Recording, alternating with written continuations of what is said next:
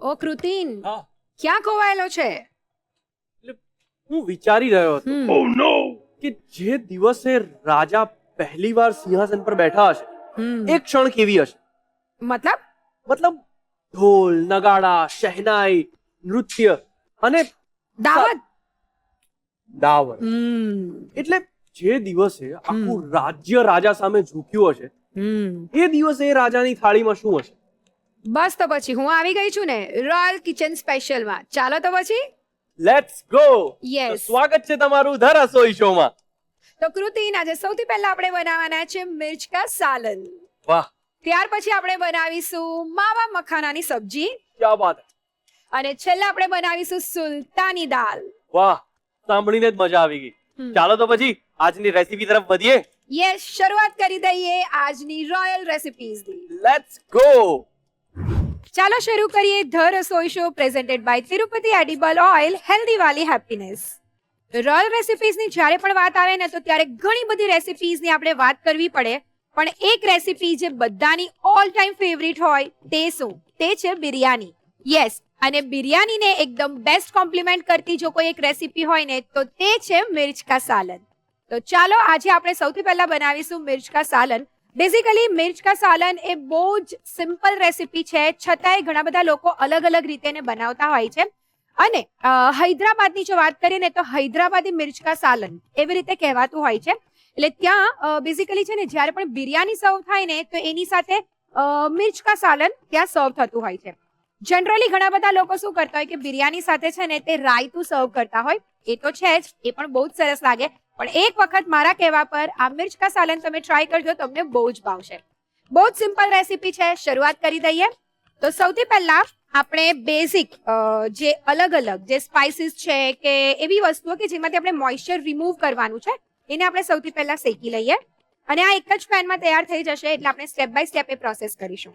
સૌથી પહેલા 2 મોટી ચમચી આપણે સિંગદાણા લઈએ છીએ, 1 ચમચી જીરું, 1 ચમચી સૂકા ધાણા, 1 ચમચી સૂકું કોપરું લઈએ છીએ અને થોડું મેં આવી રીતે નાનું નાનું કટ કરી લીધું છે, 3 થી 4 કશ્મીરી સૂકા મરચા.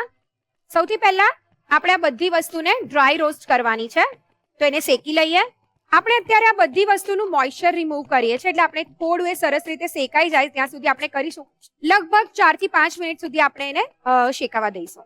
આ એકદમ સરસ રીતે શેકાઈ જાય એટલે ગેસની ફ્લેમને બંધ કરી દઈશું અને ત્યાર પછી 1 મોટી ચમચી સફેદ તલ એડ કરી દઈશું અને સાથે 1 મોટી ચમચી ખસખસ એડ કરી દઈશું. અત્યારે પેન ગરમ જ છે એટલે એકદમ સરસ રીતે એ પણ એની અંદર શેકાઈ જશે.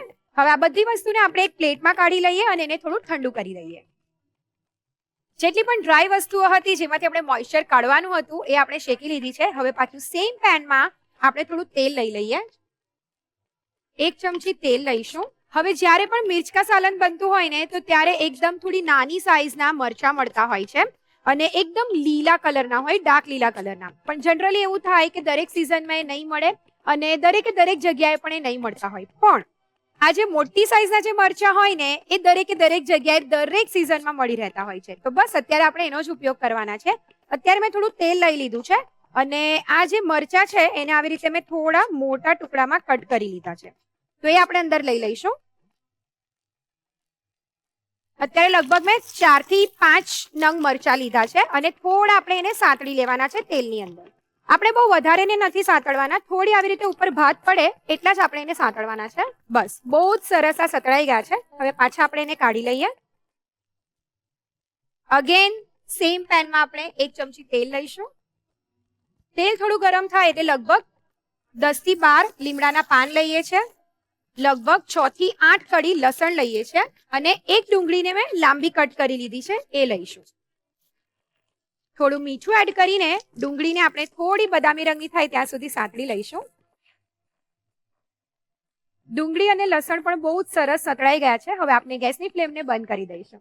દરેક વસ્તુ આપણે સાંતળી લીધી છે અને શેકી લીધી છે. તો હવે આપણે એને ક્રશ કરીને એક સરસ મજાની એમાંથી પેસ્ટ બનાવવાની છે. તો સૌથી પહેલા આપણે જેટલી પણ ડ્રાય વસ્તુને શેકી હતી એ લઈ લઈએ મિક્સિંગ જારમાં. ત્યાર પછી આ જે ડુંગળી અને લસણ અને લીમડો એને જે આપણે સાંતળી લીધા છે એ પણ અંદર એડ કરી દઈએ.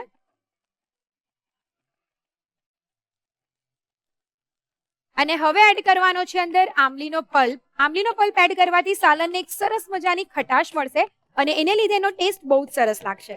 તો એ એડ કરી દઈએ. લગભગ 1 મોટી ચમચી મેં આંબલીનો પલ્પ લીધો છે. હવે આ સ્ટેજ પર સૌથી પહેલા આપણે એને કોરું થોડું ક્રશ કરી લેવાનું છે. જો ક્રશ કરીને સરસ પેસ્ટ ના તૈયાર થાય તો પછી આપણે થોડું અંદર પાણી એડ કરીશું. હવે આપણે એને ક્રશ કરી લઈએ. એકવાર ચેક કરી લઈએ. યસ, થોડું મિક્સર ડ્રાય છે એટલે આપણે એની અંદર થોડું પાણી એડ કરી દઈએ. આ જે સાલન છે તે એકદમ આમ કહેવાય ને કે તીખું, ખાટું અને બહુ જ સરસ તૈયાર થાય. એટલે તમને જે બિરયાની તમે એની સાથે જો સર્વ કરો ને તો ત્યારે તમને ખાવાની બહુ જ મજા આવે.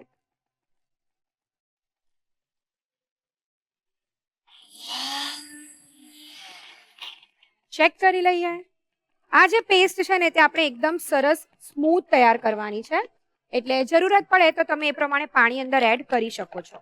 અને આવી રીતે આપણે એની પેસ્ટ તૈયાર કરી દેવાની છે. હવે આ પેસ્ટને આપણે સાતરી લેવાની છે. એટલે પાછા સેમ પેનમાં આપણે થોડું તેલ લઈ લઈએ. 1 થી 1.5 મોટી ચમચી તેલ લઈએ છીએ. તેલ એક વખત ગરમ થઈ જાય એટલે એની અંદર 1 નાની ચમચી આપણે રાઈ એડ કરી દઈશું. રાઈ તતડે એટલે 1 નાની ચમચી જીરું એડ કરીએ છીએ. 8 થી 10 લીમડાના પાન અને આ જે તૈયાર કરેલી પેસ્ટ છે એને આપણે એની અંદર એડ કરી દઈશું.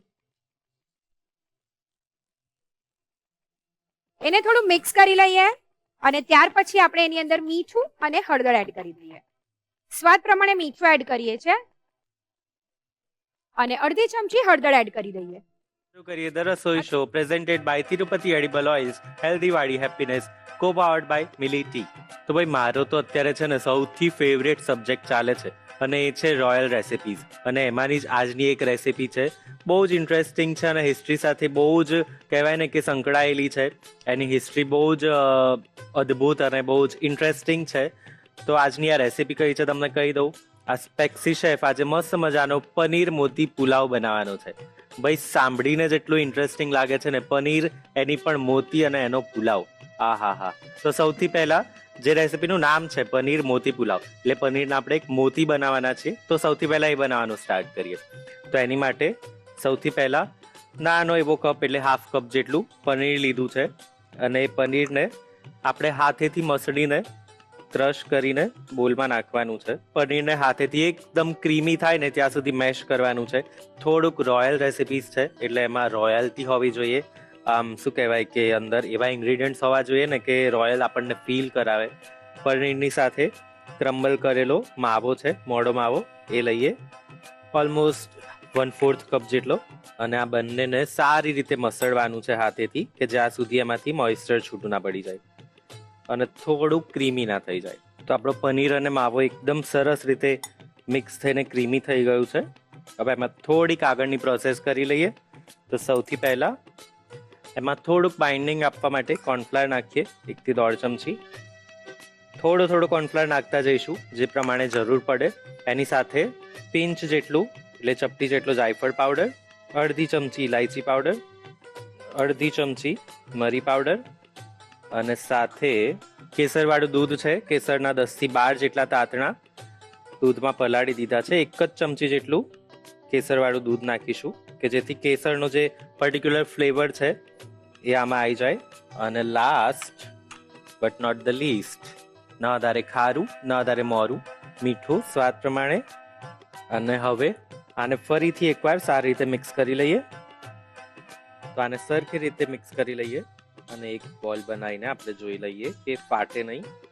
થોડોક આપણે કોર્નફ્લાવર બીજો નાખીશું અને આને ફરી એકવાર સારી રીતે મિક્સ કરી લઈએ. તો આ સારી રીતે મિક્સ થઈ ગયું છે. હવે એક નાનો બોલ લઈને, મોતી છે એટલે આપણે વધારે મોટા નહીં, બોલ જેવા નાના નાના બોલ્સ બનાવીશું. વાહ, તમે જોઈ શકો છો આવા જ આપણે બોલ્સ રેડી કરવાના છે. તો આ જ રીતે બધા બોલ્સ બનાવી લઈએ. મેક શ્યોર કે આનું નામ જ મોતી પુલાવ છે એટલે વધારે મોટા બોલ્સ નહીં બનાવી શકીએ આપણે. એકદમ મોતી જેવા જ નાના નાના બોલ્સ બનાવવાના છે. અને એને પણ હથેળી વડે એવી સારી રીતે મસળવાનું છે ને કે એના ઉપર એક પણ તિરાડ કે કંઈ પણ ના દેખાય, જેના કારણે ફાટશે નહીં ઇઝીલી. એટલે મેક શ્યોર કે આપણે એને સરખી રીતે હથેળી વડે શેપ આપી દઈએ. અને આ જ રીતે આ બધા જ બોલ્સ આપણે રેડી કરી દઈએ. તો બધા જ બોલ્સ બધા જ મોતી તૈયાર થઈ ગયા છે. ફટાફટ એને તળી લઈએ. ધીમે ધીમે એક એક બોલ્સ નાખતા જઈએ અને જ્યાં સુધી એ જાતે ઉપર ના આવે ને ત્યાં સુધી આપણે એને હલાવવાનું નથી. એકદમ સરસ તળાઈને આવી ગયા છે ઉપર. વધારે આપણે એને બ્રાઉન નથી કરવાના, થોડાક લાઇટ બ્રાઉન કલરના થાય ત્યાં સુધી એને ફ્રાય કરવાના છે. તો સરસ એવો લાઇટ બ્રાઉન કલર આવી ગયો છે અને તમે જોઈ શકો છો બિલકુલ ફાટ્યા પણ નથી અને ઉપરથી એકદમ સહેજ ક્રિસ્પી અને અંદરથી થોડાક મોઇસ્ટ હોય એવી ફીલ આવી રહી છે. અને કહેવાય ને એકદમ નાની નાની જાણે પેલે ગુલાબ જાંબુ હોય ને જેને આપણે એકદમ બાઇટ સાઇઝમાં બનાવ્યા હોય એવી ફીલ આપે છે. તો સરસ એવા તળાઈ ગયા છે. હવે એને એક પ્લેટમાં લઈ લઈએ. વાહ, એકદમ સરસ નાના પલ્સ જેવા દેખાઈ રહ્યા છે. અને આ જ રીતે બીજા મોતીઓ પણ તળી લઈએ. તો મોતી તો તળાઈને તૈયાર છે, પણ આને મોતી કહેવાય છે કેમ? આ તો મોતી જેવા લાગતા પણ નથી, એ જ બતાવું છું. હવે આ બોલ્સને સાઈડમાં લઈને આ છે આને મોતી બનાવવાની ટ્રીક, ચાંદીનો વરખ. યસ, રોયલ રેસિપીઝ હોય અને અંદર થોડી રોયલ્ટી ના હોય તો ક્યાંથી ચાલશે? તો એક ચાંદીનો વરખ લેવાનો છે અને એમાં બોલને મૂકીને બધી જ બાજુ કોટ કરી લેવાનું છે. થોડું એક્સ્ટ્રા હોય તો એને ચમચી વડે નીકાળી લેવાનું છે અને આને ગોળ ગોળ ફેરવીને આખા બોલને ચાંદીના વરખથી કવર કરી દેવાનું છે. થોડોક અનઇવન હોય તો કોઈ જ વાંધો નથી, બિકોઝ સહેજ અંદરનું જે બ્રાઉન પાર્ટ પણ દેખાશે તો સારી ફીલ આપશે. વાહ, કેટલો સુંદર એકદમ મોતી જેવો આપણો કહેવાય ને કે બોલ કહો કે કોફતો કહો કે કંઈ પણ કહો, બહુ જ સુંદર દેખાઈ રહ્યું છે. તો પનીર મોતી પુલાવના મોતી તો તૈયાર છે. આ જ રીતે હું બીજા મોતીઓ તૈયાર કરી દઉં અને પછી પુલાવ બનાવીએ. તો હવે પુલાવની પ્રોસેસ કરી લઈએ. સૌથી પહેલા એક પેનમાં ઘી લેવાનું છે કારણ કે રોયલ રેસિપી છે. એક મોટી ચમચી ઘી લઈએ. જો ઘી ના ભાવતું હોય તો તમે ખાલી ને ખાલી તેલ પણ લઈ શકો છો, અધરવાઇઝ બટર પણ સારો ઓપ્શન છે. પણ જો રોયલ્ટી ફીલ કરવી હોય ને તો ઘીમાં જ બનાવવાનું, કારણ કે ઘી જેવું કાંઈ જ નથી આ દુનિયામાં.